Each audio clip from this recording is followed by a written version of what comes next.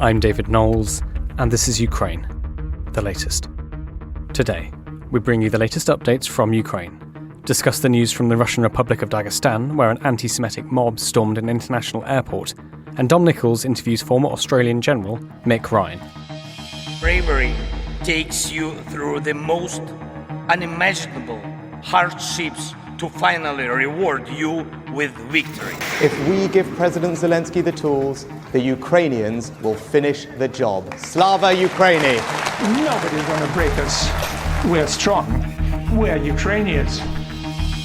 Every weekday afternoon, we sit down with leading journalists from the Telegraph's London newsroom and our teams reporting on the ground to bring you the latest news and analysis on the war in Ukraine. It's Monday, the 30th of October, 1 year and 247 days since the full-scale invasion began.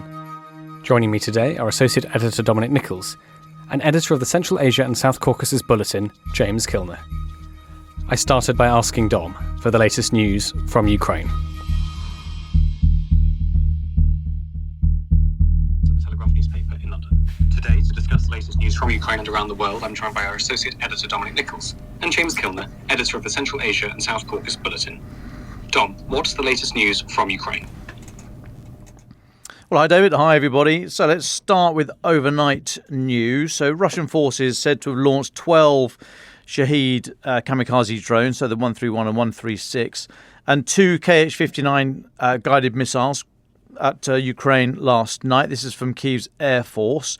Ukrainian air defences reportedly shot down all of the drones and missiles that went over Mykolaiv, Kherson, Kirovrad, Cherkasy, Zhytomyr, Dnipropetrovsk, I've been practicing that one all morning, and Khmelnytskyi oblasts. Now, the missiles were launched from the Russian-occupied Zaporizhia Oblast, but the drones came from Russia's port city of Primorsko-Akhtarsk. That's in Russia. Again, Ukrainian Air Force said that.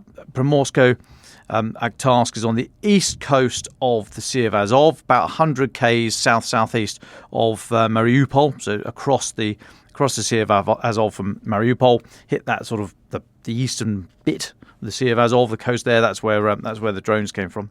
Then in southern Mykolaiv Oblast, air defences destroyed 5 Shahed drones.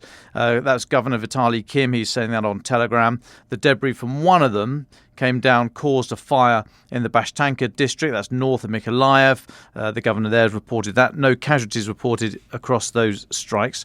However, there were injuries reported, no deaths reported yet, but injuries to civilians and buildings damaged in another Russian missile strike on a ship repair yard in Odessa. That comes out of Ole Kipa, the regional governor down there. He said the attack caused a fire, which was quickly extinguished by our rescuers. The administrative building and equipment of the enterprise were damaged. I think I've seen some figures in the low double figures of injuries there. No deaths reported at the moment. Then for their part, Ukraine's army said this morning that it had successfully hit part of Russia's air defense system in annexed Crimea overnight.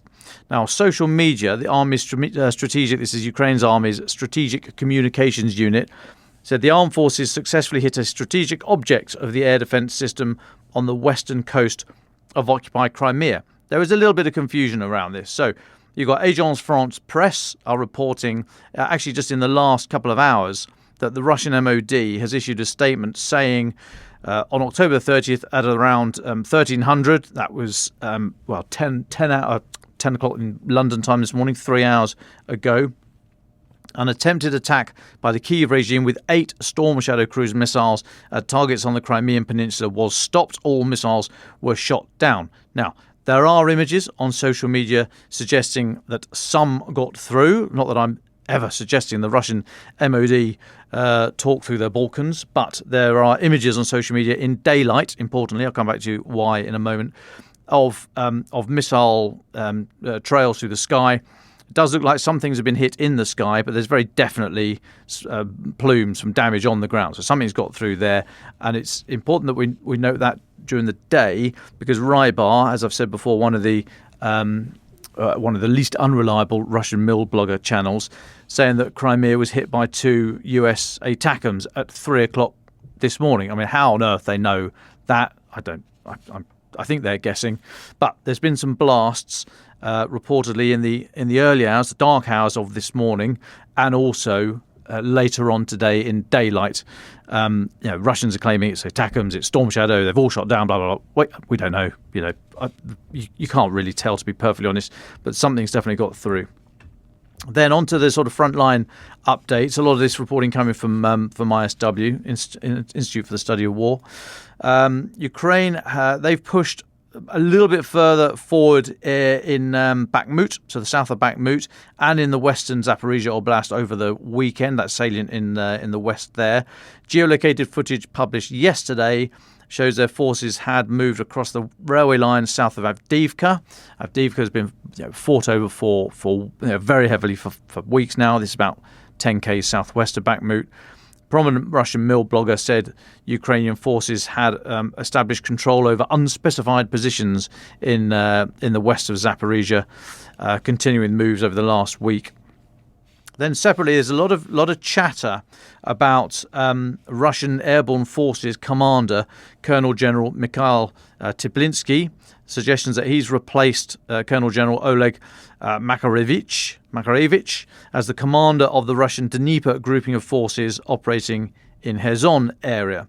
Russian MOD not yet announced or confirmed reports of Makarevich's dismissal, and unlikely to do so, quite frankly, given their tendency to not really comment on major high-profile military command changes. But one Russian blogger is saying that Putin dismissed Makarevich during that's Putin's recent visit to the Southern Military District headquarters in Rostov-on-Don on October 19th, so just over a week ago. That blogger is also claiming that Teplinsky was effectively demoted. So the guy taking over that VDV force, the Airborne Forces force, effectively demoted from his position as Deputy Overall Theatre Commander. Now, there's nothing else to back that up, and we can't verify it. This is coming out of Russian channels. I would be surprised, though, if anyone tainted with the whiff of failure, such that they were demoted from one position, would then be promoted, or if not actually promoted in terms of rank, put in charge of a VDV force in Kherson. Russia, we've not seen them, the type of organisation that say, look, fella, you're doing a great job. You're just you're not perfect for that role, but we see you being brilliant in this role. So let's demote you from over there and make you in charge of this. They haven't really been doing that. So I'll be surprised if that is the case. However, there are rumours about Makarevich's dismissal. They started coming out last week. Many Russian people saying that his removal was long overdue due to the handling of the situation in Kherson. There are suggestions that the Ukrainian bridgehead on the east bank of the Dnipro, or if it's not an actual bridgehead, then these repeated Ukrainian landings or raids or whatever they are, possibly triggered his dismissal. And then finally, the New York Times are reporting that the US will send Ukraine hybrid air defense systems. They're citing US officials that say the so-called Frankensam systems, obviously Frankenstein and surface-to-air missile, SAM, Frankensam systems that merge advanced Western air defense missiles with modified Soviet launchers or other missile launchers that Ukraine already possesses will soon be on their way. So the Frankensam combinations that are being mooted include modified Soviet Buk launchers with American Sea Sparrow missiles, Soviet-era radars and American Sidewinder missiles, and Cold War-era Hawk systems, all in the mix there. New York Times reports that the US is testing a Frankensam combination of a Patriot missile and a Ukrainian domestically produced radar. And then US Deputy Assistant Secretary of Defense for Russia, Ukraine and Eurasia Policy, Laura Cooper, she stated that the Frankensams contribute to filling critical gaps in Ukrainian air defences. So the fact that you've got an official there going named and attributed, that does give credence to the earlier thoughts of quote-unquote US officials. I always hate either reporting, when I have to, or reading that sources say this or officials say that. It's like anybody could be a source or an official, so you just got to be very, very careful there. But if they're backing it up, New York Times are reputable. Occasionally, as we all do, get it wrong, but they are reputable. Backing up a report from US officials with a named official such as Laura Cooper does give credence to that story. So Strap yourselves in, everyone. We're going to hear a lot more about Frank and Sam's in the coming weeks. And I'll take a pause there, David.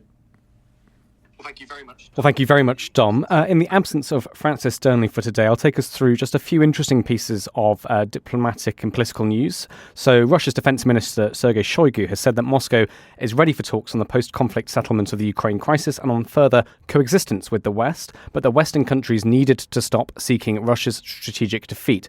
This comes from Shoigu speaking at the Chinese-organised Jiangshan Forum, a multilateral international conference on Asian security and defence security issues. Shoigu said that the conditions for such talks had not yet been met. He also said, quote, "It is important to ensure equal relations between all the nuclear powers and permanent United Nations Security Council members who carry special responsibility for upholding peace and global stability." And he accused the West of promoting an arms race in the Asia-Pacific region. This is from Russian state media, who reported that he said the West's ostentatious desire for dialogue was covering up a build-up of forces in the region. Going back to Ukraine, Deputy Foreign Minister Mykola Tochitysky has said that Ukraine is still aiming to hold a global peace summit of world leaders this year. He said this aim remains necessary and possible. It has been demonstrated that there is interest in this. He said this to Reuters on the phone. Heads of state and heads of government would attend the meeting. These comments came after international representatives met in Malta over the weekend to discuss Kyiv's peace formula for its war with Russia. The Malta meeting was attended in person or online by representatives from 66 countries, Kiev said, with over 20 more countries participating than at the last such meeting in Jeddah in Saudi Arabia in August, and the talks did not include Russia. So some updates there from Shoigu and from Ukraine just on potential movements for peace talks in the future. One more thing from me before we go to James Kilner. Over in the US, the new US House Speaker Mike Johnson is considering a standalone funding package for Israel, which could potentially put funding for Ukraine under threat. Johnson expressed confidence that the measure would pass and resisted President Joe Biden's call to create a broader aid package, which covers both Israel and Ukraine. Mr. Johnson said, "There are lots of things going on around the world that we have to address, and we will. But right now, what's happening in Israel takes the immediate attention, and I think we've got to separate that and get it through." Just a reminder to listeners, before he was elected Speaker, Mr. Johnson voted with 93 other Republicans to cut off aid to Ukraine. So just a couple of interesting political and diplomatic stories there. But let's go to James Kilner. James, you've been looking over the weekend at stories coming out of Russia. Let's start in Dagestan. Hi David. So the big story last night at the end of the evening was the this crowd or mob, whatever you want to call it, of 1,000 or some reports say 2,000 very angry, mainly young men, charging into and taking over the international airport at Makhachkala, which is the biggest town in the biggest city in Dagestan, the capital. 650,000 people lying on the Caspian Sea, etc. They charged in, they smashed up, they overwhelmed the security guards, and then they were looking for Jews. So they've been whipped up into a fury. They've been having a protest and heard that a flight from Israel was landing. And the anti-Semitic sentiment's been rising in the North Caucasus, and they were literally hunting for Jews. So absolutely terrifying for the people in the airport. There are crazy, scary footage of employees of the airport trying to hide in offices, and these men just breaking open doors, saying, "Where are the Jews? Where are the Jews?" shouting "Allah Akbar." Etc., etc. They said they wanted to expel the Jews, but one of the security guys is heard shouting to kill someone, you're going to kill someone. And then they charge out onto the tarmac. This is all happening around 8 o'clock local time, I think. 7:30, 8 o'clock local time. They then charge out onto the tarmac, where at least 2 flights have recently landed, still with their passengers on board. There's mobile phone footage from one of the aeroplanes of people trying to disembark from the aeroplane, and then seeing this mob running across the tarmac towards them, carrying pro-Palestine flags, shouting anti-Semitic chants, that sort of thing. And the steward on the flight is shouting, "Get back inside! Get back inside!" And then all the passengers leap back inside. They lock the doors and they push away the stairs. And then you get this crazy sight of these protesters clambering over the wings of the aircraft, shouting, "Where are the Jews? Where are the Jews?" One of the flights was from Dubai, actually. One of them was from Israel. The flights still running between Russia and Israel, and the flights to Makhachkala are cheaper than flying directly to Moscow. And from Makhachkala, people can then catch an internal flight around Russia, that sort of thing. The security forces, the Russian police forces, had been mainly, it appears, standing aside until it really got out of hand. So they've been standing aside, they've been allowing the anti-Semitic chants, etc. And then when the protesters charged onto the tarmac, that's when they started to act. They're heavily outnumbered. It seems, although it's still very unclear exactly what happened, there was fighting, there's certainly arrests. In one video there's a lot of bangs and flashes. I'm not entirely sure who's doing the firing or what they're firing, and there's reports of about 20 protesters or 20 people being injured, about 3 or 4 police, and the rest protesters, some in serious condition. The authorities now say that they have the scenario situation under control. They've closed the airport. The passengers meanwhile had a terrifying 4 or 5 hours, and then were allowed to go for flight, etc. Now, to bring it back to the theme of this podcast, the Russia-Ukraine war, and why this sort of internal incident, very much linked to Gaza and Israel, is important to the Ukraine-Russia war. We have to consider the wider implications of Dagestan, which is a majority Muslim region right on the fringe of Russia. It borders Caspian Sea, as I said, and also borders Azerbaijan. These are both important things when you look at Ukraine and Russia war. The Caspian Sea, as we know, has become an important conduit for weapons and other goods between Iran and Russia.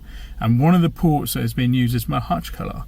So any unrest in Makhachkala or Dagestan, and this can get wider, there is huge growing anti-Semitic sentiment and seeming some sort of radicalization of people in Dagestan, one of the poorest regions in Russia, with a history of protests. So any unrest in Dagestan and the port of Makhachkala, and also the airport and the railway systems which go through there, etc., is a headache for the Kremlin.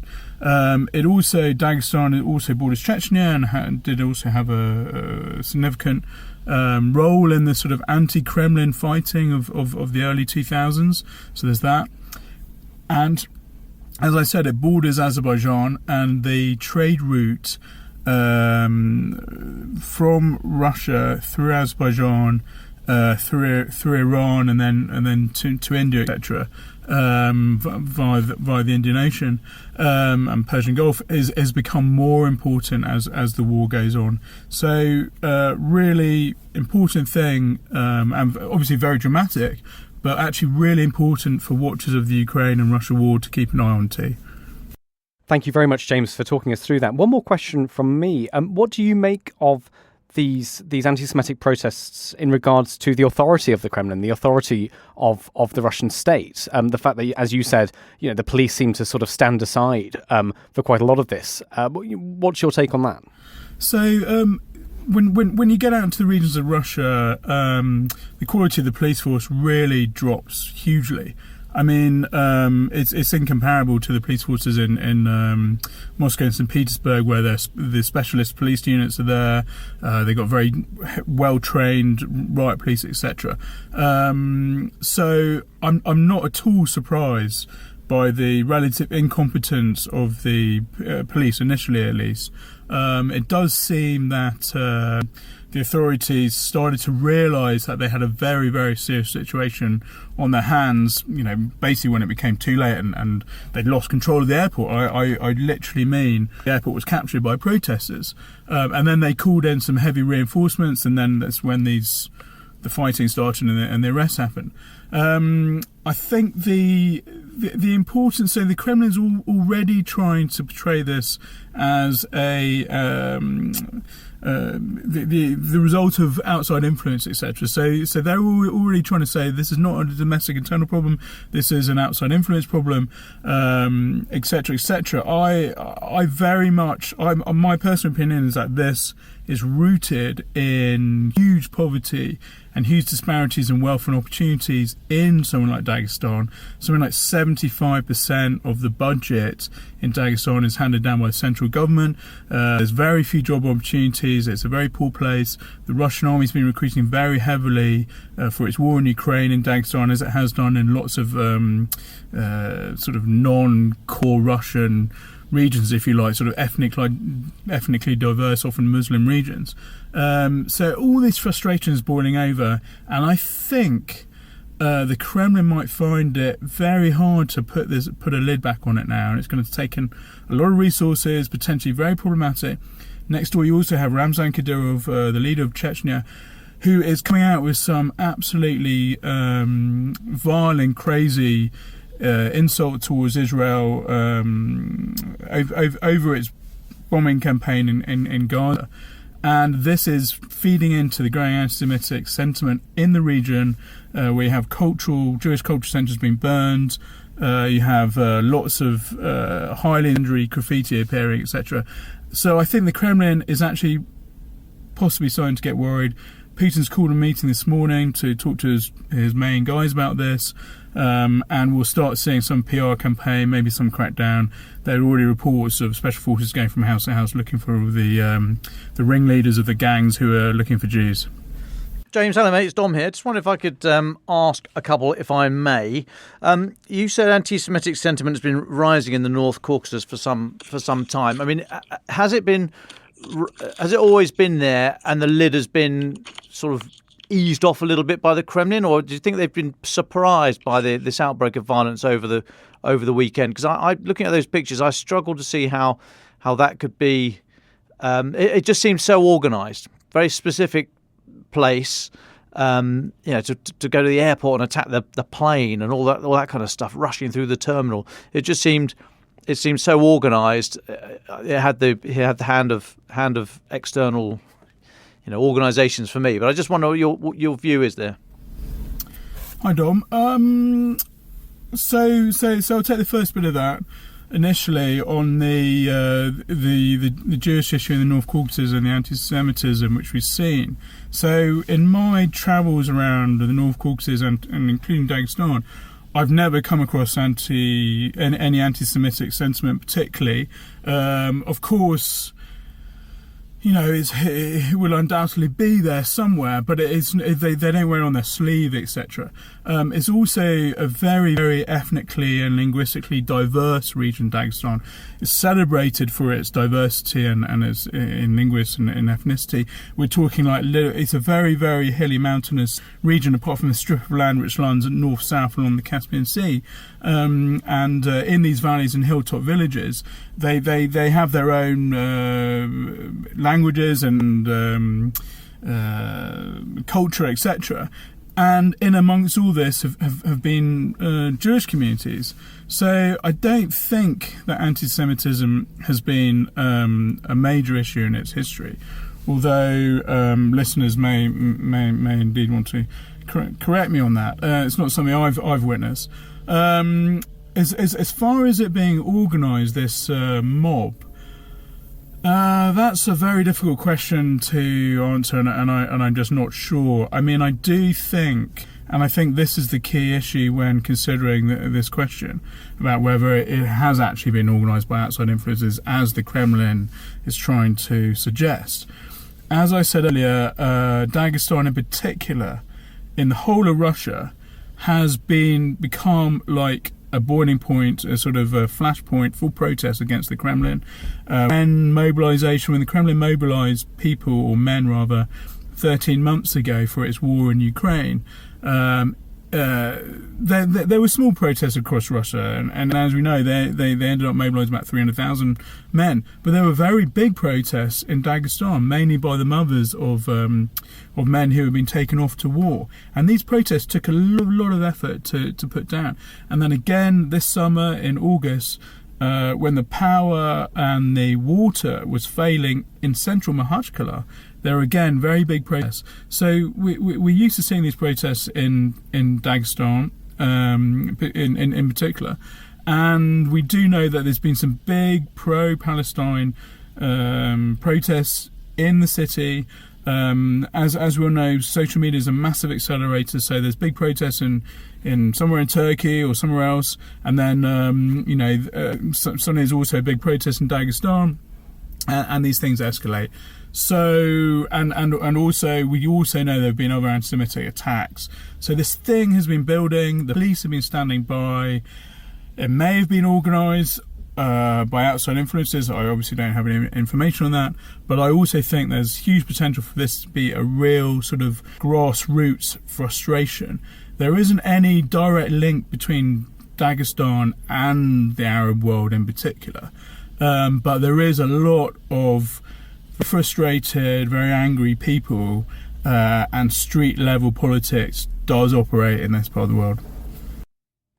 Sure. I mean, when I was suggesting about that, as the Kremlin say, they're talking about external influences. I think this is I think it's another example of the Kremlin doing the whole blaming others for exactly what they're doing. I'm suggesting that it was orchestrated by the Kremlin. And the reason I say that is because, I mean, we have seen in the last couple of weeks, Russia, Putin, the Kremlin, finally sort of taking a side, haven't we? We saw, correct me if I'm wrong, please, was it Lavrov we saw meeting senior Hamas and Hezbollah leaders? But certainly in the last couple of weeks, Russia, up to now, they've been dancing this line of not really having an opinion on Israel-Gaza, other than the stated and known relationship that Israel has with Iran, but that was kind of characterised as very bilateral. You give us Shahed drones, we'll give you fighter jet technology. It didn't really sort of, until recently, didn't almost bleed out into the Israel-Gaza issue.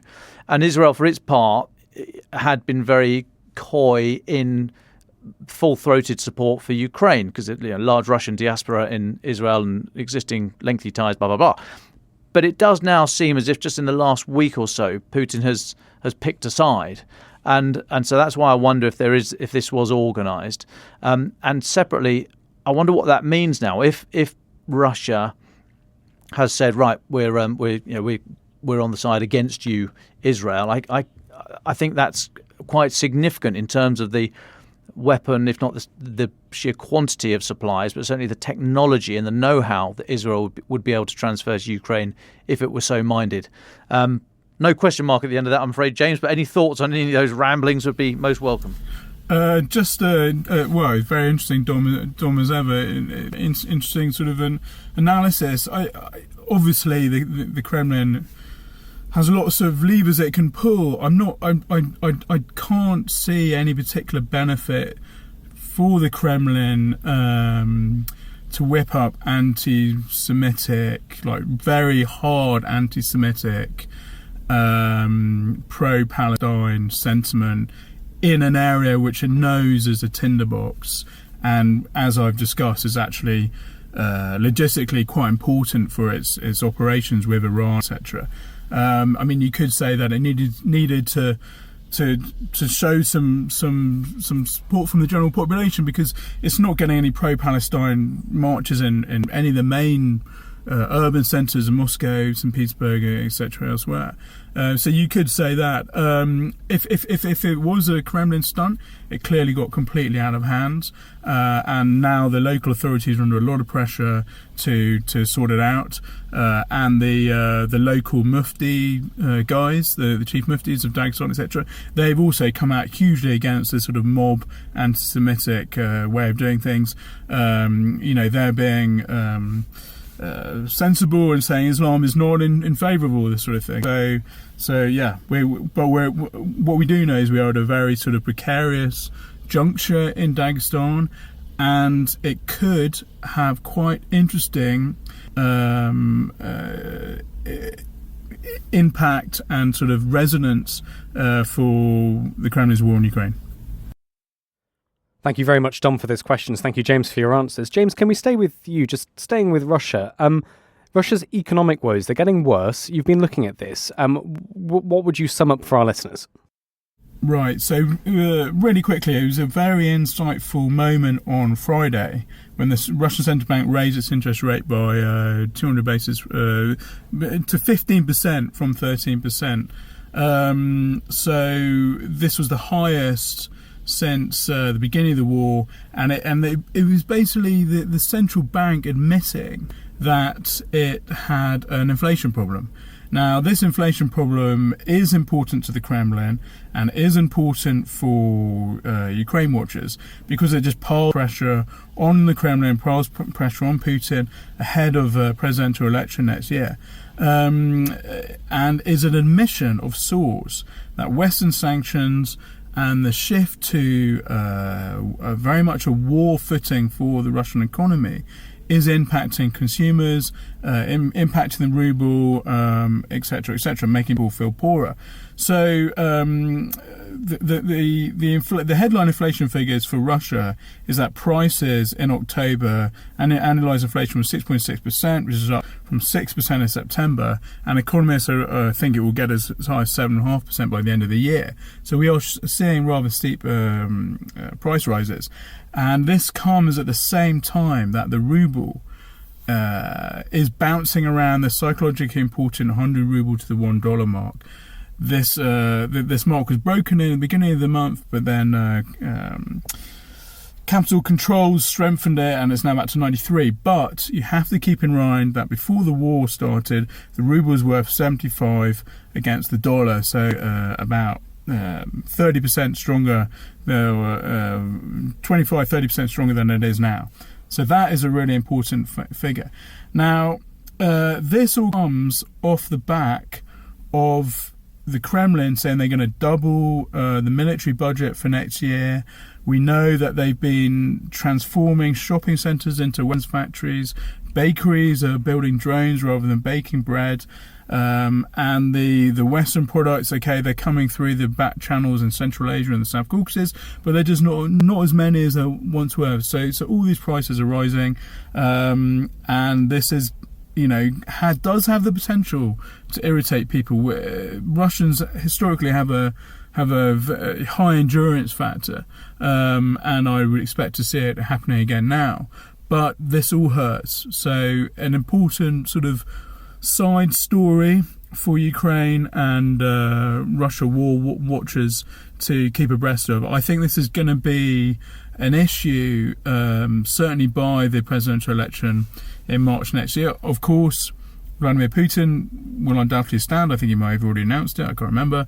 And of course he'll win. But the important thing with that election is just see how grumpy people are. And this sort of thing, with the huge death toll we know that Russia's suffering in Ukraine, and the frankly lack of any real success and all the lies and propaganda they'll be given, will start irritating more and more people. So something just to keep aware of. Thank you very much, James. It's been fascinating hearing you. Can we press you for one more story, the return of the Vagner group, and then we'll go to our final thoughts. Yeah, really important story this. Obviously direct impact on the front lines in Ukraine. Now this happened Saturday, Sunday. It was confirmed by the Grey Zone, which is a Vagner Telegram channel, that Wagner forces had redeployed to the front lines around Avdiivka for the first time since they mutinied in June against the Kremlin. And importantly, it said it was keeping the Grey Zone Telegram channel, so that Wagner was keeping its identity, keeping its command structures, and keeping its ideology. This is big news, I think, because this completely rolls back against how the Kremlin was presenting the Vagner group previously. It previously said Vagner would be stripped of all its identity. They'd have to rejoin either the Russian Ministry of Defence or another mercenary units and be called something else and go under different commanders, etc. Now this seems to be not been happening. They are still called Vagner. In fact, the Grey Zone said they would restart their recruitment efforts. They were looking out for new musicians, the sort of nickname they have for Wagner soldiers, and they were going to wear those that very distinctive and very nasty skull in a sniper sight logo that they have. Later, on the same day, Ramzan Kadyrov popped up again. He had a busy weekend, being anti-Semitic, and now in this case posing or claiming that 170 Wagner fighters had joined his a new battalion that he was raising. And then he posted with a video of one of his commanders meeting the Wagner guys, and they were definitely wearing their Wagner insignia, and they definitely look like Russian mercenaries, not Chechens. So I think they're definitely back. Really importantly, David, on this point, they are operating as Wagner, it seems, but under the control of the Russian National Guard. Now, this is important because the Russian National Guard is not part of the Ministry of Defence. It reports directly to Vladimir Putin. So it seems that the whole thing has come full circle. In June, Wagner were rebelling against the Kremlin, not necessarily against Putin, but against the Ministry of Defence. They quit their rebellion. They had a peace deal. 2 months later, their leader Yevgeny Prigozhin was killed, and now in October, they are back redeploying on the front line. These battle-hardened guys, often murderers and rapists and drug pushers, etc., recruited directly from prisons. They're back on the front line, and they're working directly for the National Guard and for Vladimir Putin. Well, thank you very much, James, for all of those updates. It's really good to have you back on the podcast. James Kilner, would you like the very final words? Obviously, I'll be looking out for this for the next phase of his Dagestan story. It's going to be very interesting to see how the Kremlin spins it. See what happens next, and see whether this terrible anti-Semitism, which has reared its ugly head in the region, is going to grow, etc. Incredibly worrying for everyone. And also, again, for this podcast, I can't stress it enough the importance of it on the Ukraine-Russia war. Aside from that, I think it's I think the point that Dom made needs to be keep in mind as well. The Kremlin's shift to sort of seemingly a very pro or relatively pro Hamas stance, and how this impacts Israel's weapons flows or support for Ukraine, whatever it is. One story that came out on Saturday, which I wrote up for the newspaper, was the Kremlin handed Hamas a list of 8 dual national Israeli-Russian hostages, which were captured on October 7th from the kibbutz, I think. And the Hamas leader, remember Hamas were in Moscow on Thursday, has promised to find them in the maze of tunnels underneath Gaza and release them.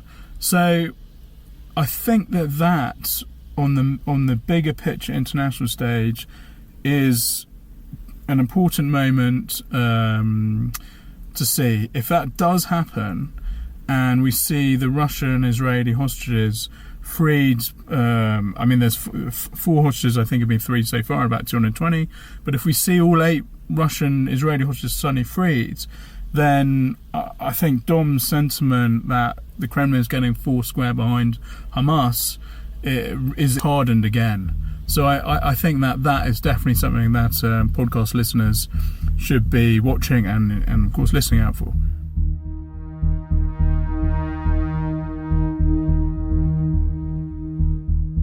Now, since the start of the full-scale invasion, a very wise and assured and knowledgeable voice on the conventional aspects of the war has been former General Mick Ryan from the Australian Army. He's been very prolific in his tweeting, and he's pretty much on the money the whole time. So obviously We had to hunt him down and pin him to the seat and have a chat. Although he was in Australia, we were in London, so there was a little bit of crackly stuff. But it was a delight to speak to General Mick Ryan. Very keen to talk to you about the conventional side of the war in Ukraine, and then possibly, given the news that's just broken in the last couple of hours here about these US strikes in Syria, maybe come on to a little bit about that later, if I may. But I'll stick to the conventional side, because that's our particular sort of forte here. I'd be really interested, just to start off, please, if you could set the scene of how you see the war at the moment, 20 months in. And just if you could address the question, a lot of people are saying that the counteroffensive has failed, it's stalled, blah, blah, blah. I think they're taking too land-centric a view of that, not taking into account what's happening in the Black Sea, in the air, in Russia, and the wider sort of the whole sphere of the battlefield, the battle space. But I just wonder if you could just introduce us with your view 20 months in, please. Yeah, thanks. It's great to be with you. I think at the moment, Ukraine is in a better position than it was this time last year. It's taken a bit more ground, but it's running a variety of different campaigns concurrently. So it's running 3 major land campaigns at the moment. It's running one in the northeast to defend against a pretty large Russian operation, one in the east that's able to conduct both offensive and defensive operations, and its southern offensive operation. None of them have failed. The term fail is the wrong description for what's gone on with the ground. But certainly in the south, which everyone seemed to have built up to this war-winning counter-offensive and something that no one could ever live up to, it hasn't made the ground or taken the objectives that many hoped and expected that it would do. That doesn't mean it's a failure, but it certainly hasn't reached the objectives that many had hoped for. But I think in other areas, whether it's the strategic strike campaign that Ukraine has running, which it just didn't have the capacity to do this time last year, you're seeing the Russians being pushed back out of the Black Sea. You're seeing them having to redeploy forces to defend their own borders on the ground and in the air, including in Moscow. And you're seeing the Ukrainians continue their strategic influence campaign. So I don't think we could describe what's gone on in the last 6 months as a failure. I think it's been an uneven record of successes and offensives that haven't gone exactly as planned. Which for shorthand, people that do this sort of thing for a living might call war. I mean, that is kind of what you should expect. I think people, maybe our expectations were too governed by the recent counterinsurgency decades. But just on the way they've conducted themselves since I mean, I don't like using the term counteroffensive because it kind of implies that it's just a one-off. I mean, it's an offensive. But we've seen how they've tried to use the new equipment that's been gifted from external supporters, but also the tactics, and they've tried to transform their military from a very Soviet doctrine into a more NATO/Western doctrine. With mixed results. And we've noticed how they've moved back from combined arms manoeuvre, tanks, artillery, infantry all working together, to a very much more almost Route 1 artillery and infantry heavy perspective. Do you think that's wise? And do you think that all that we could expect is very difficult to transform your systems, your doctrine, whilst in contact with the enemy, surely? It's normally easier to transform your systems when you're in contact with the enemy.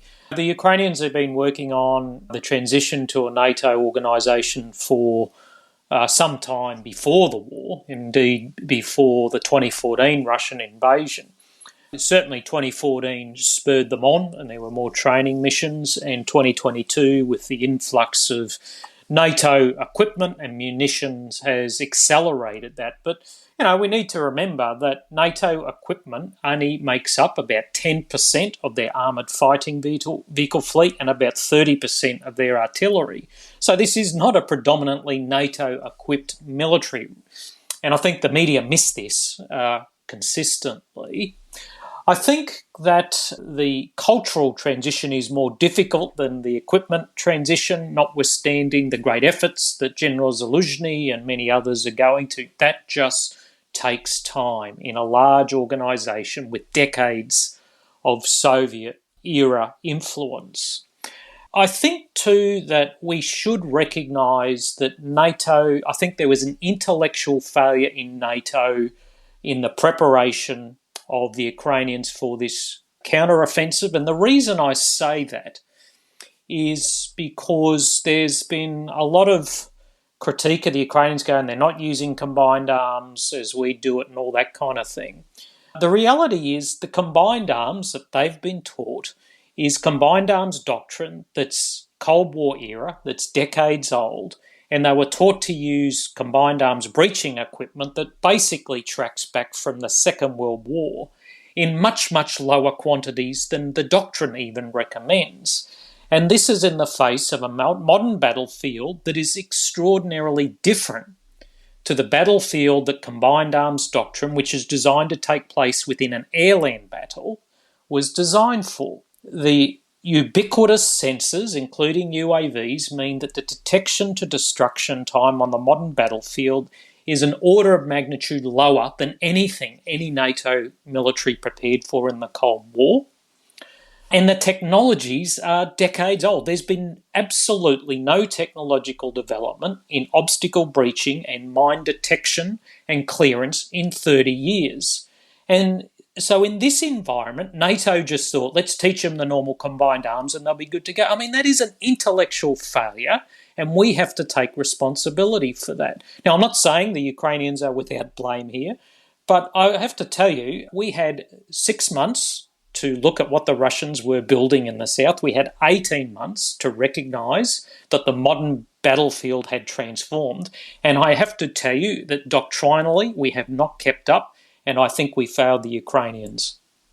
So that failure, I accept the model of being built into an air-land battle, and for the various reasons that we can go and talk about, the air aspect of this war has been markedly lower, the amount of activity than you might expect.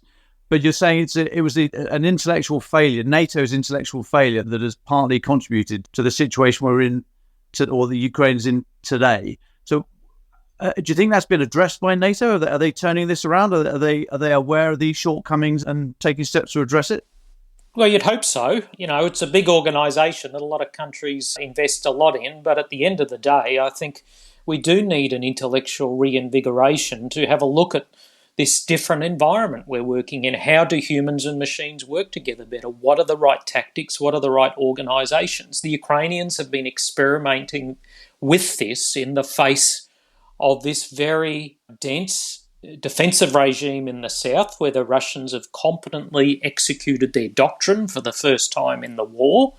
You know, the gap between doctrine and practice in the south has been much, much smaller than at any time in the Russian invasion. So all these things have come together to result in an offensive in the south that has not advanced as far as we'd like, and where they have been able to break in, conduct the break-in battle, it's been at a rate that it's allowed the Russians to rapidly respond and develop successive defensive lines to the rear. So, I think we've got a lot of thinking to do here about how we might chew our way through this, given current battlefield conditions. Now, that thinking that you described there obviously takes time to identify the lessons and then learn them, then turn that into new capability. And you haven't, you know better than me. You've not learned the lesson until it's actually affected systemic change in your military. Is winter going to offer that time? Will winter be, as the ground hardens, so potentially offers more opportunity for manoeuvre, but equally is literally freezing and is not a nice place to be in a trench? Do you think things will slow down over winter, or will that allow this time that's needed to really take stock of what's been happening for the last 6 months especially, and come out in spring? I think NATO's already had plenty of time to do this. The problem of detecting and clearing minefields is not a new one, and we need something that reduces the time to do that by an order of magnitude, and we're just not doing that. It is a combat imperative, but it's also a humanitarian imperative, because 17 or 15% of Ukraine is contaminated with mines, including a lot of their very good agricultural land. I have to ask, what the heck is going on in Europe? if they're not solving these really critical problems that the Ukrainians aren't able to solve themselves. So, I think over the winter they should be focusing on these things. They should be focusing on them now. But, I know that the record of this war is providing just enough equipment just too late. And I don't see that changing with just enough thinking just too late as well, unfortunately. What will happen over the winter? Well, I think the Ukrainians have as I discussed before, a more sophisticated and robust strategic strike regime now. They have a wide array of weapons, from ATACMS to the Storm Shadows to their remote-controlled maritime drones and a range of other capabilities that allow them to attack the Russians over winter in a way they weren't able to do last year.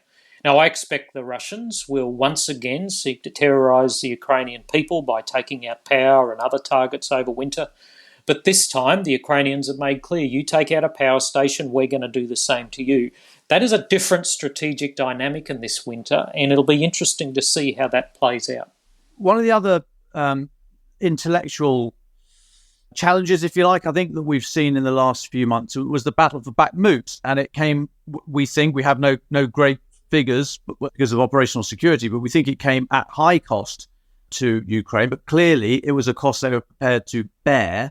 And I've made the point a number of times, I think, because they saw a lot of fracture lines there. They saw the regular army working alongside the People's Republics and the Wagner and the other mercenary groups, what have you. And they saw the fracture lines, pushed against it, and eventually, some months down the line, there was a potential shattering there that you could possibly trace back to their fight for Bakhmut.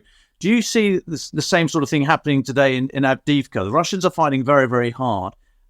And so is Ukraine, for a town that has very limited operational, let alone strategic significance. Why do you think both sides are fighting so hard for Avdiivka? Yeah, I think Bakhmut was one of those battles that you had to be there to understand conditions on the ground to make the calls that the Ukrainians did, and they clearly made life very difficult for the Russians. Now, they destroyed the Wagner group at Bakhmut, and now in attacking in Bakhmut, they're destroying elite formations there. I think Avdiivka is a symptom of the Russians seeing an opportunity. I think it was a tactical opportunity. They saw a place where the Ukrainians they thought the Ukrainians were weak, even though they've had 8 years to prepare their defensive positions there. And they saw an opportunity to change the narrative going into the war with a quick and easy victory if the Ukrainians were as weak there as they thought. Now, I think they've miscalculated. The Ukrainians were far stronger there. They've certainly wasted a lot of combat power trying to capture a location that has no military utility other than maybe straightening their front line a little bit. But the Russians do seem to invest places of little interest or military utility with this political kind of power, and that's what they did in Bakhmut. And I'm not sure whether they'll do the same at Avdiivka. The attacks there seem to have eased off a little bit, but they seem to want another victory going into winter, so it gives them this material for strategic information operations over the winter and going into 2024, which is an election year for Russia. I mean, how much stock do you think we should put in the figures that we get basically from the Ukrainian MOD? They're talking about a huge number of personnel and an enormous number, dozens, triple figure in the case of infantry fighting vehicles, losses of equipment, important equipment in Avdiivka. I mean, how much can we trust these figures, do you think? I'm not sure it's a question of trust. It's a question of just how good are the systems for counting and making sure there's not double counting and these kind of things. I mean, if you have a look at what are the casualty figures for the Second World War, we still don't know the exact figure. It's a range. So there's absolutely no way that contemporary figures that, can be absolutely known with total certainty, and to expect the Ukrainians or anyone to be able to do that, I think is unreasonable. They're providing best estimates of Russian casualties. I think the US intelligence community has provided estimates which, are within 25% of that. I think that's about as good as you're going to get at the moment. But absolute numbers are less important than the relative numbers. I mean, what is the proportion of Ukrainian losses to Russian losses? War is relative. There's no absolute. So it's about just being a little bit better and losing less people and killing more of them and destroying more of them. And do you think that is happening at the moment in Avdiivka? We get very little information about Ukrainian casualties and equipment losses, but it does seem from the way the lines are moving and some of the images we see from social media about how Russia is conducting the fight there, the high losses that are reported seem reasonable given the tactics they're employing. No, I think the Russians are taking a lot of casualties there. But, the number of casualties doesn't always equal loss or failure. You might take a lot of casualties and still make progress. And if your measure of success is moving forward and you think people are cheap and easy to come by, well, large losses are pretty immaterial. And clearly for Gerasimov, the number of losses is as inconsequential to him compared to being seen to be going on the offensive and making progress in the eyes of Putin. Now, away from the land battle, obviously it's all interconnected, but away from the land battle specifically, the battle for the Black Sea and the fight in the air, if we may, we touched on air-land battle earlier on. How do you assess the those two domains at the moment? Yeah, I mean, the Black Sea's fascinating what's going on there. I mean, the Ukrainians don't have a surface fleet, but they've made a large part of the Black Sea a no-go zone for the Russian ships that launch these missiles. And that's the effect they're after. And they've done that through a combination of ground and aerial sensors, remotely controlled attack boats and long-range missiles. So I think the Ukrainians have done very well against, what has traditionally been a pretty strong Black Sea fleet. Now, the Russians clearly have responded with mine laying in these lanes that were created most recently to export grain. We should have expected that kind of bastardry from the Russians. And that's what it appears they've done, is they've deliberately mined these things. So, I think overall the Ukrainians are doing fairly well in the maritime fight. In the air, I think the scholarship of people like Justin Bronk has been extraordinarily important in looking at the Russian inability to mount a large-scale continuous air campaign with large numbers of aircraft. However, they have been able to use air power effectively to conduct long-range missile strikes, and now essentially as bomb throwers against Ukrainian lines of communications and Ukrainian units. I mean, they essentially draw a box and just throw bombs into it. And not all of them might hit something, but if they hit something, it's pretty devastating. So the Russians are using air power. They're not using it how NATO might, but this is not an air force that's used to conducting large-scale mass air campaigns over time either. And one other area, the sort of unconventional warfare, talking about the partisan activity, alleged partisan activity, whatever is happening in the occupied territories of Ukraine, but also inside Russia itself. As a military commander, would you have welcomed that kind of activity? It's got some very interesting moral questions that it throws up for the force and where you stand on the collateral damage and loss of civilian life. Would you welcome, if you were in charge of of Ukraine's fight right now, would you welcome the kind of alleged partisan activity that we see inside Russia and the occupied territories? Well, there's a couple of kinds of resistance activity going on. Now, we should recall back in 2021, the Ukrainian parliament passed a law that enabled the conduct of these kind of operations. So there's a lawful basis for these operations under Ukrainian law. In occupied territories, the Ukrainians have every right to do everything they can to remove the occupation army, which is doing the most awful things to local people. There's torture chambers, there's rape, there's kidnapping, there's exporting of children and families into Russia. So, the Ukrainians are right to be targeting military targets, which are entirely within their rights under international law, to help liberate their territories. Now, the conduct of these operations in Russia, the two Belgorod incursions, clearly appeared to target military and Russian government targets. They weren't appearing to target civilians, so I don't have any IHL concerns with that. But yeah, it is a difficult area, and once you start these things, they can get out of control if there isn't a tight hand on them. And I'll say that, Ukraine's strategy so far in this war has been to fight a just war. I think it does that for a couple of reasons. Clearly, its support from the West is predicated on Ukraine being the good guys and acting like that. But secondly, I think that is a societal requirement from the Ukrainians. It's a democracy. The Ukrainians have respect for life, and I think they would see acting like the Russians do as a stain on their individual or their national soul. So I think the Ukrainians have a better handle on the conduct of war within IHL than the Russians do or probably ever will, given their current culture. I'm just coming towards the end now, but taking a step back, how is the war reported, discussed and received in Australia right now?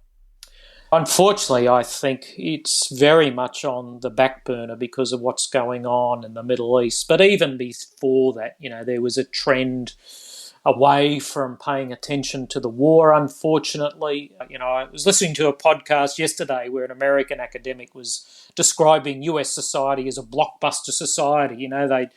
A blockbuster would come out, they'll watch it several times, and then they don't pay attention until the next blockbuster. And wars are kind of the same. People pay attention for a while, and then they kind of drift off to the football grand finals and paying the mortgage and these kind of things. And I think, unfortunately, that's what's happening with the war in Ukraine. And I say that it's unfortunate because I think this war in Ukraine is far more important than most people realise. I think that it will set the scene for the conduct of large countries for the rest of the 21st century. If we help Ukraine win, set the scene for a 21st century where predatory countries cannot invade their neighbours illegally. But if we don't help Ukraine win, I think it's a very, very grim future ahead. And, what I try to do is inform the Australian people about, pay attention. And we can't afford to fail Ukraine in this endeavour because it will have profound strategic impacts. Just had a little glitch on the line now. I think that the audio and the visual is slightly out of sync at the moment, but we'll plough on. We're coming towards the end. The Australian Armed Forces been in a bit of a transformation, I think, in the last few years. Capital re-equipment, the AUKUS program with the UK and the US is very positive step. You've also had some moral challenges as well. The cases with the Australian SAS, for example. Can you just take the temperature of the Australian military for us right now, please?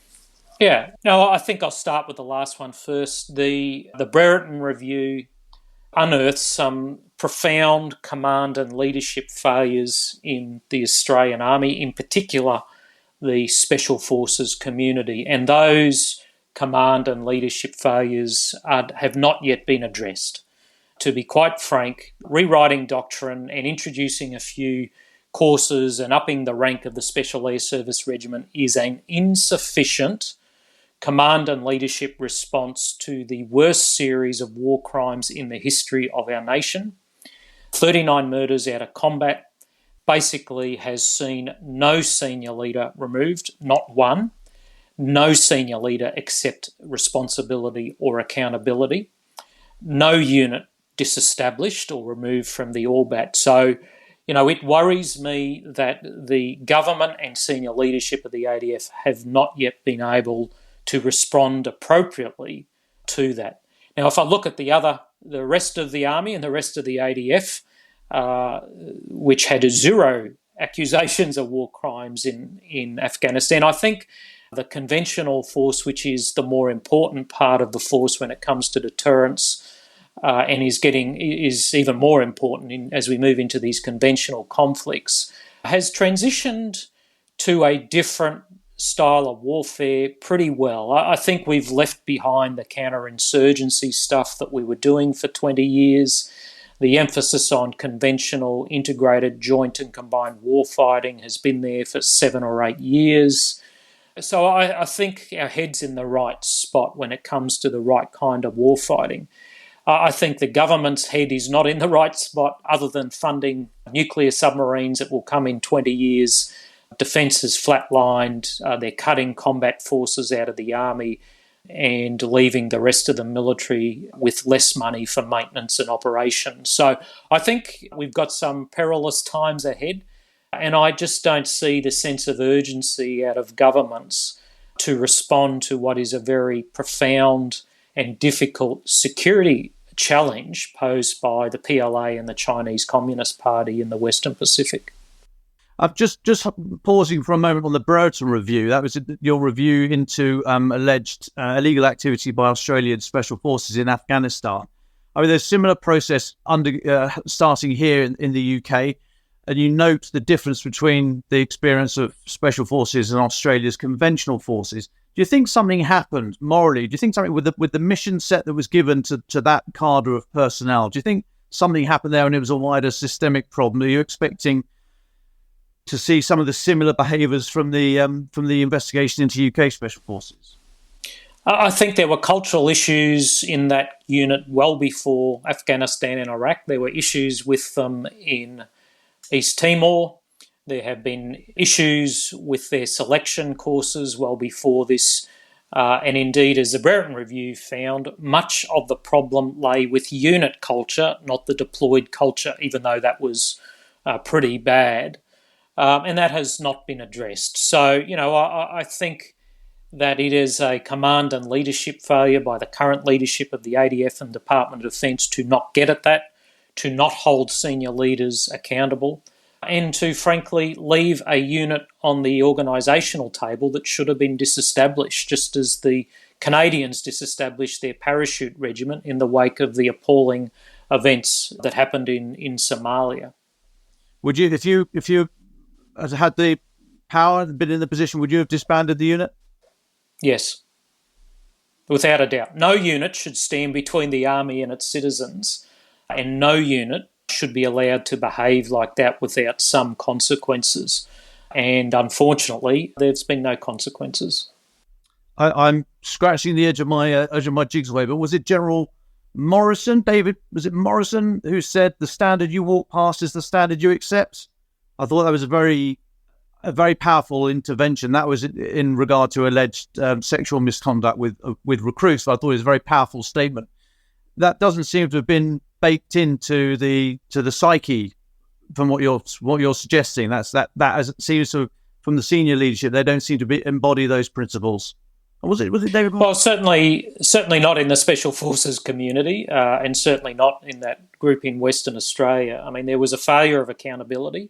It was certainly the most profound command and leadership failure in the ADF's history. There's just nothing like it. And if you read through the Brereton Review, not only were these events taking place, but there was deliberate and systemic obstruction towards investigations that were supposed to be conducted to this as well. So there's a lot to be done. I think the leadership at the time and leadership now have not yet responded in the right way to this. Thank you. But unit specific, you're not expecting anything equally horrific from the UK experience? I don't know. I really don't know. I don't know enough about the UK or the American examples. They've all been very good at keeping quiet at what happened. I would be very surprised if there weren't some similar issues that happen, because at the end of the day, when humans aren't watched carefully and they're given the power of God to take life, a small proportion of them will act in ways that don't accord with our values, and that has happened in every army in history, unfortunately. And last question, very briefly, because I've noted the time. The events at the moment in the Middle East, and specifically these strikes, the US strikes against alleged Iranian-backed militias in eastern Syria. Do you see this as necessary and proportional, or is this the sort of thin end of the wedge? Are we sliding into a much wider regional, potentially even more than that, conflict?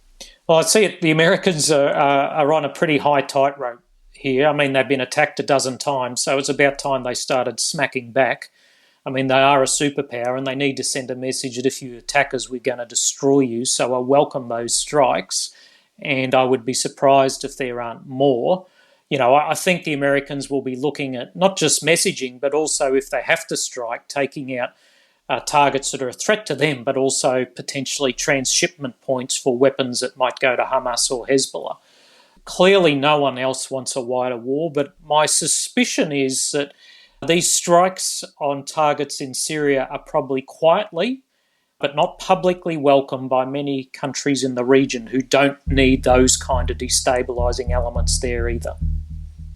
General Mick, plenty more we could talk about. I'd love to dig into the PLA and what's happening in your neck of the woods, maybe for another day. But for now, thank you so much for your time. Thank you for talking to Ukraine the Latest. No worries, it's been great to talk to you. Ukraine the Latest is an original podcast from The Telegraph. To stay on top of all of our Ukraine news, analysis and dispatches from the ground, subscribe to The Telegraph. You can get your first 3 months for just £1 at www.telegraph.co.uk/Ukraine the Latest.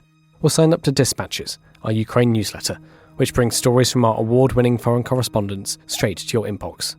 We also have a Ukraine live blog on our website, where you can follow updates as they come in throughout the day, including insights from regular contributors to this podcast.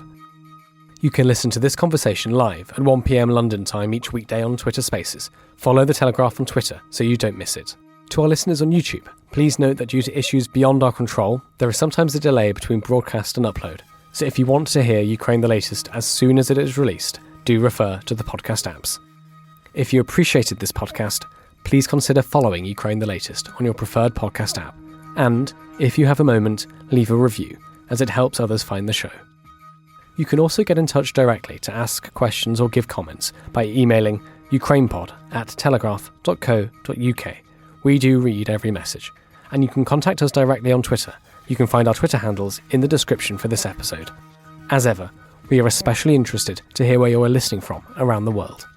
Ukraine the Latest was produced by Giles Gear, and the executive producers are David Knowles and Louisa Wells.